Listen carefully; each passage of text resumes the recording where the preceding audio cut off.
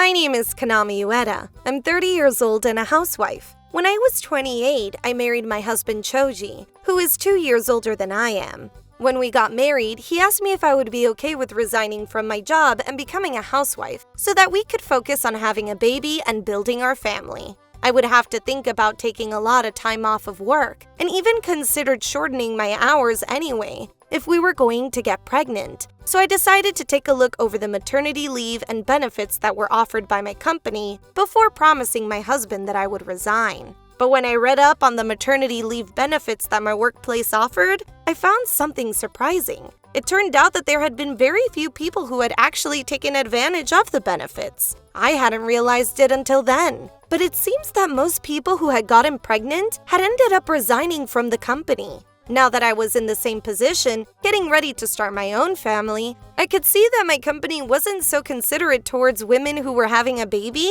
and men that wanted to take paternity leave to help their spouses. So I made the decision to resign from my position. Ever since, I've been working at home as a housewife, and my husband and I have been trying to get pregnant. A year later, no matter how much we tried and waited, and even looked up tips to predicting my ovulation period, I didn't get pregnant. We took a trip to the hospital just in case, and after Shoji and I were tested, the doctor found out that I was infertile.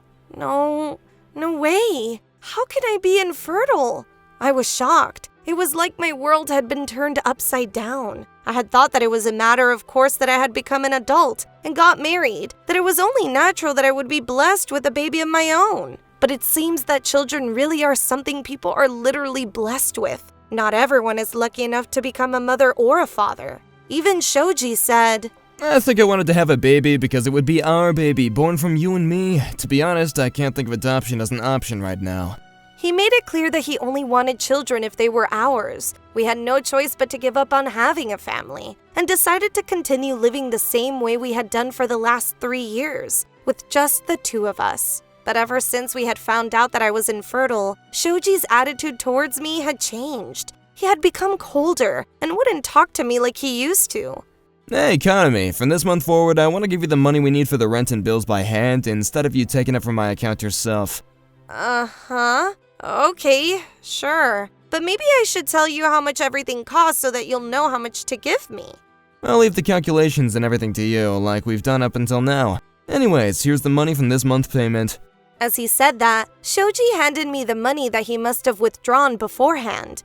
I looked down at my hand to see that he had only given me $150. Frankly, I thought that he was messing around with me and couldn't help but blink several times before looking at him in the face. When he saw how confused I was, Shoji argued that, My big brother told me that he and his wife are living on this amount every month. You can work some out with that too, can't you? What are you talking about? $150? For an entire month? We're not living in our own property, you know. We pay rent. Oh, shut up. You're a housewife, aren't you? You can't at least do a decent job of managing our money. Work something out. What? Being a housewife has nothing to do with this. You make it sound so easy, but why do you think we can live on $150 all of a sudden? You're being impossible. I don't care. Deal with it. I'm not giving you 1 more cent. You're just gonna have to save. We ended up having an argument about money of all things. He was being totally unreasonable, but it was like there was a wall between us. I felt like there was no way to make him understand. I guess that he was just as disappointed that we couldn't have children of our own and was taking it out on me because he didn't love me anymore. Or it's possible that he must have regretted that he had married a woman that can't give birth. Either way, it was clear that he blamed me. But I was just as shocked, if not more, that I couldn't have children of my own. He's acting like it's my fault that we can't have children. I can't stand him treating me like this anymore. But I wonder how my brother and sister-in-law are able to live on just $150 a month. Shoji and my brother-in-law, Shintaro, are both working at the same company. Although Shintaro does have a higher position, so I wouldn't be surprised if his salary was completely different to Shoji's. But even so, how can he be paying all of their bills and buying groceries with less than $200? Kanami, sorry I made you wait. Kyoko, it's so good to see you. Sorry to bother you when you're so busy. Don't worry about that. I'm happy you called me. What's up? I couldn't figure out how they could be managing with that amount, so I decided to ask my sister-in-law, Kyoko, myself. $150? No way. That's impossible. He must be talking about the pocket money I gave Shintaro when we had enough money to spare. It's not enough to cover everything. Shoji was insisting that you guys only use $150 every month for the bills and groceries. And he even had the nerve to tell me that I'm just bad at managing money, even though I'm a housewife.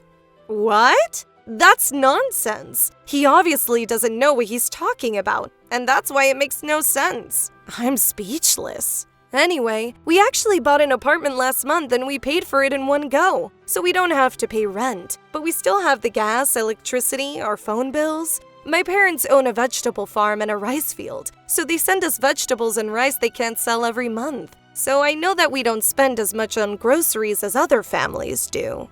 After hearing the details of what Kyoko and Shintaro were paying for, we came to the conclusion that it would be difficult for two grown adults to live off of $150 a month, especially when we have to pay rent in a big city. When I got home, I spoke to Shoji about what I had heard from Kyoko and explained why $150 wasn't enough. I told him how much we paid for rent, how much the gas and electricity bills were, and how much, on average, we spent on groceries in a month. And I thought I made it clear that he was being naive if he thought that we could live on the money he had given me. However, Shoji was adamant. Oh, shut up. I've had enough of you asking how much. What, are you asking for the bill at a sushi restaurant? I don't care, work it out yourself. Fine, then can I at least ask what you're doing with the rest of your salary? You should have the rest of your $1,500 salary somewhere, don't you? Are you saving it? How I spend the rest of my money has nothing to do with you. It's mine and mine alone.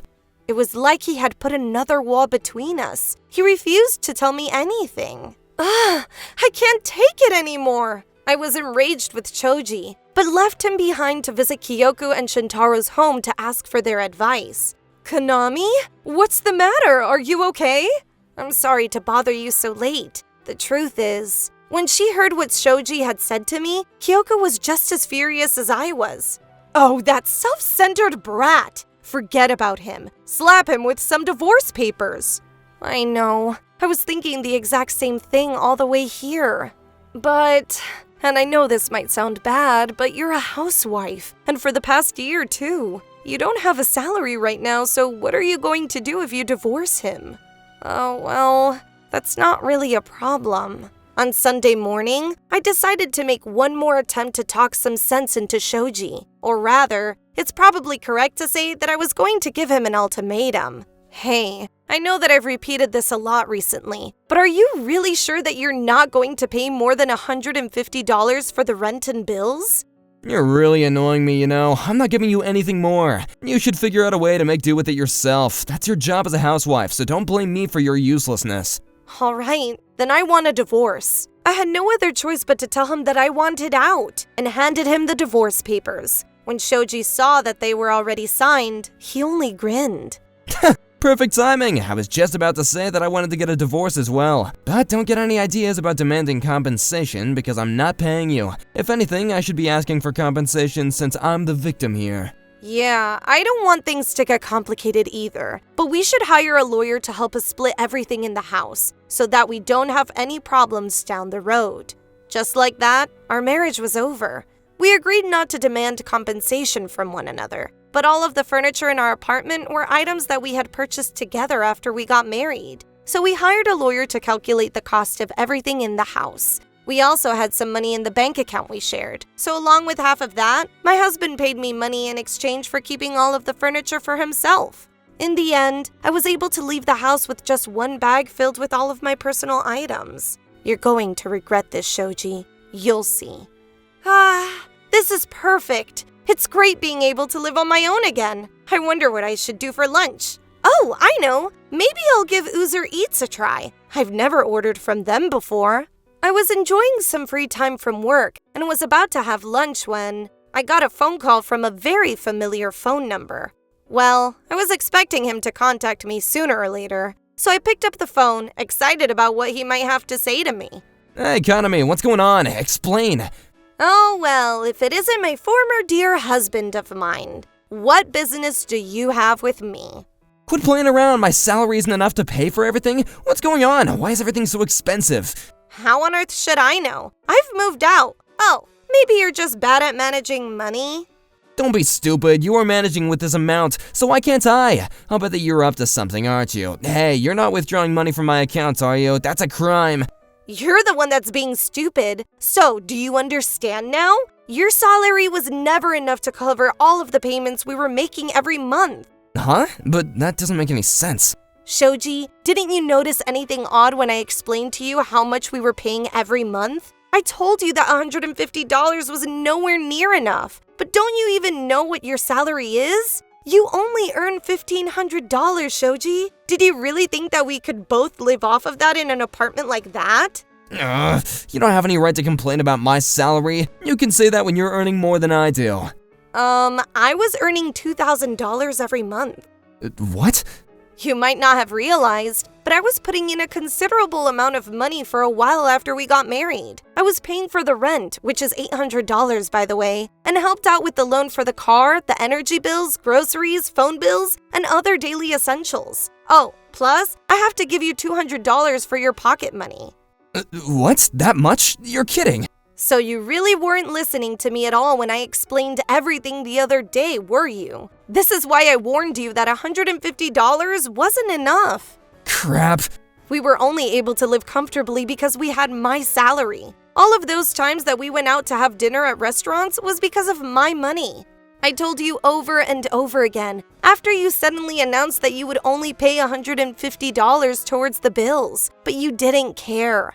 To be honest, Shoji's salary wasn't enough for two grown adults to enjoy a laid-back lifestyle, especially not when prices are rising for the rent. When we were just living together, we were both working, so it was hard to notice. But once I became a housewife, I realized that it would be difficult to keep up our standard of living. I spoke to a former colleague and began doing some work from home during the day. I had always been pretty confident with my French skills, so I began taking in translation work. Before I knew it, I was completing project after project, and I'm currently receiving stable translation work from a few clients. My mistake was probably keeping it quiet from Shoji, but I knew that it would most likely hurt his pride if he realized I was working because his salary wasn't enough.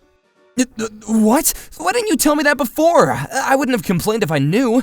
I didn't tell you because I knew that you wouldn't feel good about me having to take work because your income was too little. But I can't believe that you actually thought that you could take care of me and a baby with your pathetic income, and actually had the nerve to blame me for not being able to manage your money well enough. It's laughable. You didn't even know how much we were paying for the rent. I gave him a good telling off, and even my ex-husband didn't have the words to argue back to me. He was silent for a little while, and I waited for him to speak again, wondering what excuse he would make next. Kanami, I'm begging you, please, come back. Marry me again. If I didn't have you, then I'm gonna get kicked out from this apartment. Help me. Of course you'll get kicked out. You only earn $1,500 and the rent there makes up over 50% of your salary. I changed the bank account details so that it would be withdrawn from your account and not mine. So what do you expect? Kanami, help me. But at least you earn enough to afford other apartments. You have a whole $1,500 to spend for yourself. It's not like you can't survive on that much money. I'm sure you can find somewhere you can live for a couple $100s instead. What? No way! I don't want to let go of this great apartment. I don't want to have to lower my standard of living. What are the people around me gonna think if they realize I moved into such a cheap apartment? Why should I care what other people think of you? You're the one that abandoned me first. There's no reason for me to sympathize with you when you've been so disrespectful to me. Don't say that, Kanami. Don't ever call me, ever again. Goodbye, Shoji.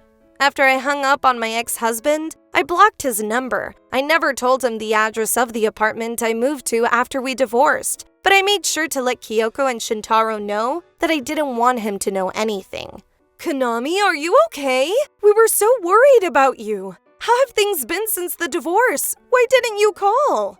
Well, that's actually why I'm here today. After I told them everything that had happened, Shoji's older brother apologized to me sincerely and promised that he would teach Shoji a lesson at a later date and would make sure that he would never bother me ever again. Before I left, Kyoko told me that she wanted to share the leftovers of the vegetables she and Shintaro received every month, so I decided to accept her generous offer. Honestly, I often wonder why we couldn't have become a wonderful couple like these two have. Kyoko and Shintaro don't have children and don't plan to. They don't suffer from infertility like I do, but they both talked about children when they got married and came to the agreement that they didn't want to have any. But they're proof that it's possible for people to be satisfied with being a family without children. Whenever I see them laughing and joking together, it makes me a little sad that Shoji and I failed where they make it look so easy, though I could never tell anyone that.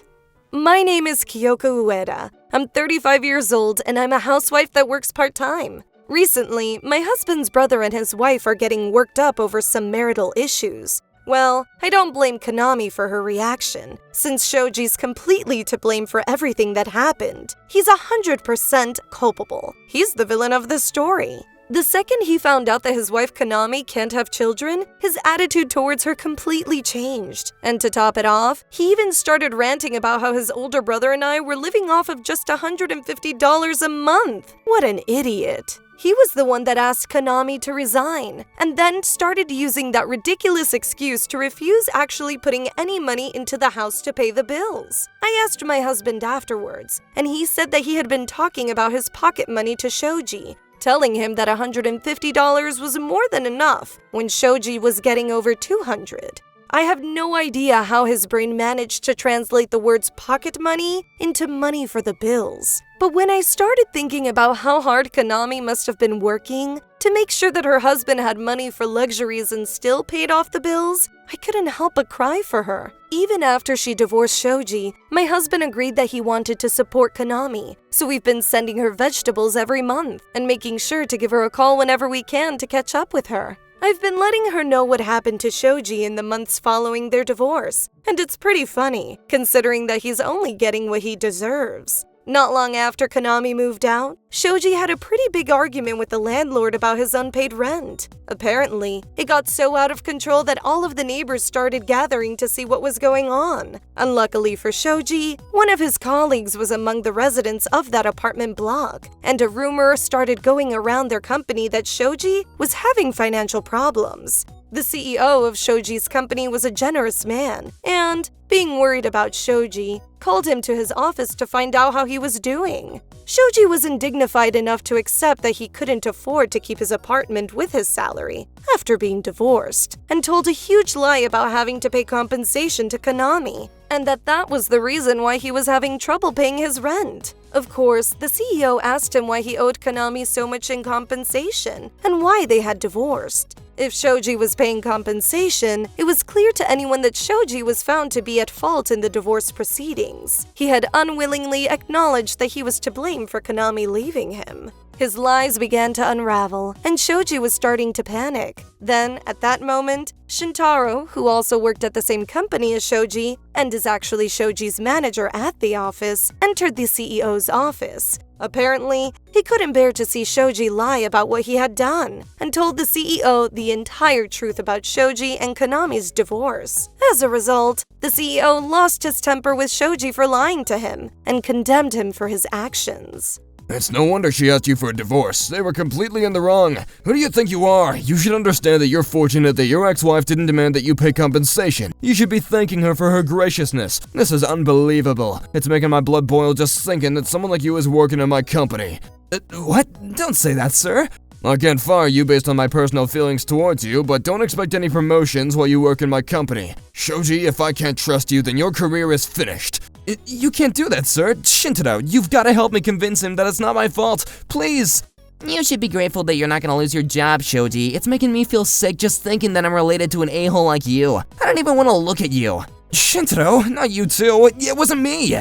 Just 2 months after divorcing Konami, Shoji's chances of a successful career were cut short. Shintaro continued to get acknowledgement for the hard work he put in, and kept on getting promoted, while Shoji was stuck in the same position he had been in since he started working there. I don't know if it was because he began to feel unwelcome in the office, but Shoji resigned from his job not long after, and is currently working day-to-day as a contractor. It involves a lot of physical labor, and I heard that he's been having a tough time getting adjusted. Of course, he had no choice but to give up that apartment and has moved to a much more affordable but run-down apartment. Thanks for telling me. That actually makes me feel a little bit better. I was thinking that he must already have a new girlfriend and was having the time of his life without me. I'm not jealous, but it would still hurt. Well, considering how shallow he is, I can imagine that that must have been his plan if he could have stayed there. But with his income and his personality, I think that he's going to have trouble finding someone willing to put up with him.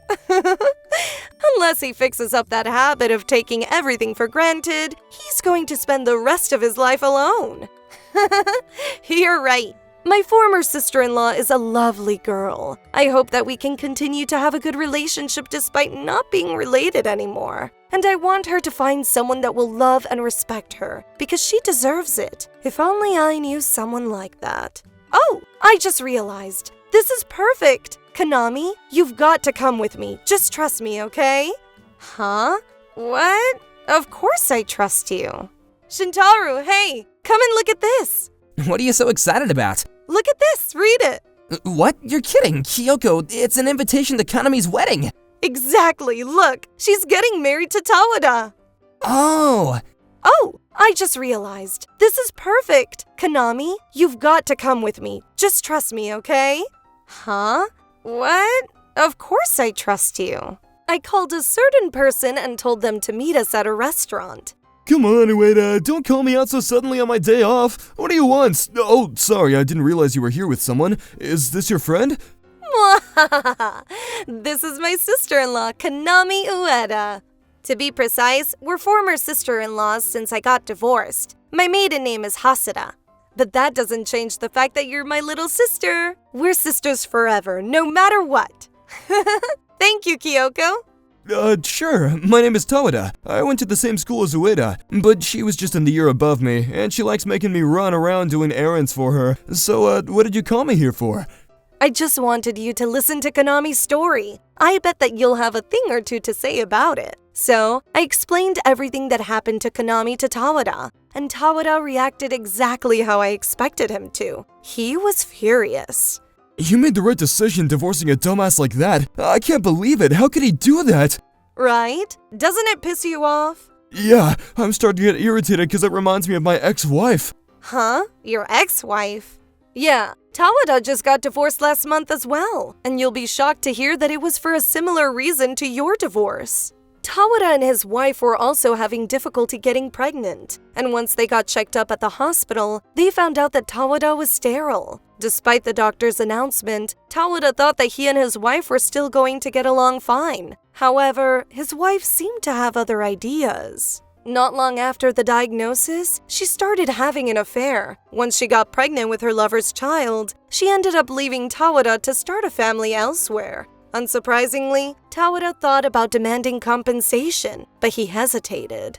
I met her a few months after that, and when I started to see how big her belly had gotten, I realized that she had started a brand new life with someone else. She really was enjoying every second of happiness that I couldn't give her. The baby had nothing to do with me, but I couldn't help but think that the baby shouldn't have to suffer for something he or she didn't do. My ex-wife's choices shouldn't affect their life. I decided not to demand compensation because I didn't want to force them into debt when they were about to start a family, though. Tawada. But that doesn't mean that we're to blame for everything. I'm sure that we both want to have children just as much as our spouses did. So you don't have to think that it's your fault that he left you. You did nothing wrong.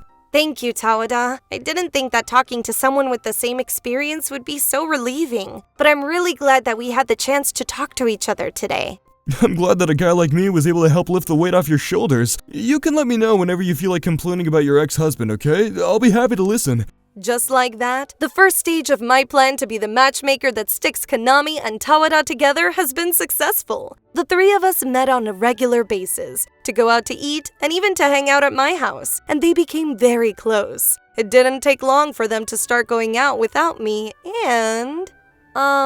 Kyoko, there's something I want to tell you. Tawada and I have actually started dating.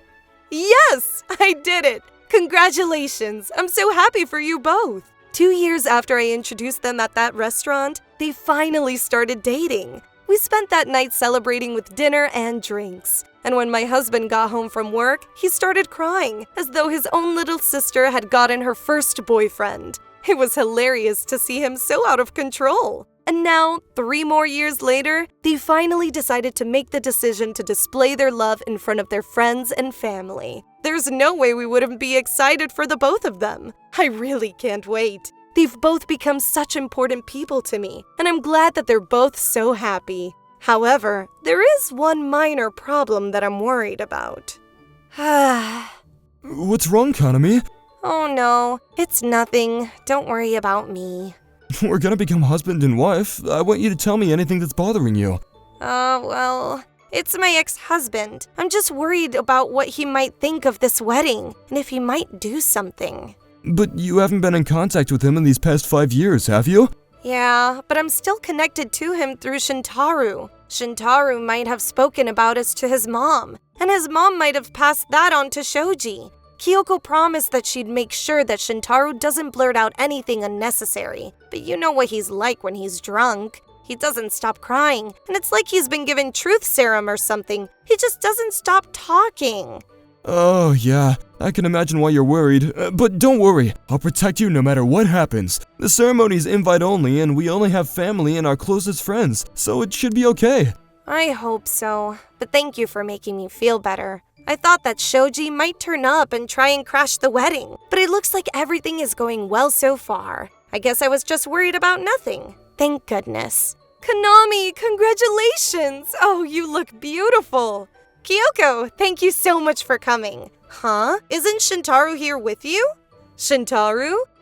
He's going to be a little late. He had to deal with something. Don't worry, he'll be back.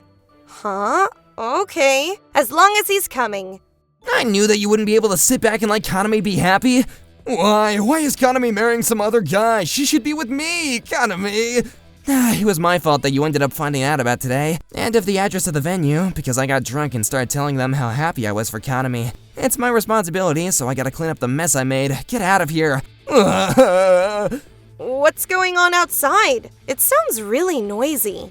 It's just your imagination. Kanami, I'm coming in. Whoa, you look amazing. You're the most beautiful woman in the world, Kanami. Oh, stop that. You're embarrassing me. Konami, it's the husbands that call you cute no matter how old you are and love the ground you walk on that are the best. You should keep on praising her, Tawada. Of course, I'm marrying Kanami today. I'm the luckiest guy in the world. Stop it. Sorry I made you wait. Whoa, Kaname, you look so beautiful. Shintaro, you're here. Did something happen? Why do you look a little worn out? Were you running? You don't have to worry about me, Kaname. Anyways, Shoji's not coming here today, so you got nothing to worry about. Enjoy your special day. Really? I'm still kind of worried. Trust me, your big brother has defeated the evil ex-husband Shoji, and promises that he won't return, not while I'm around. What are you acting like a hero for?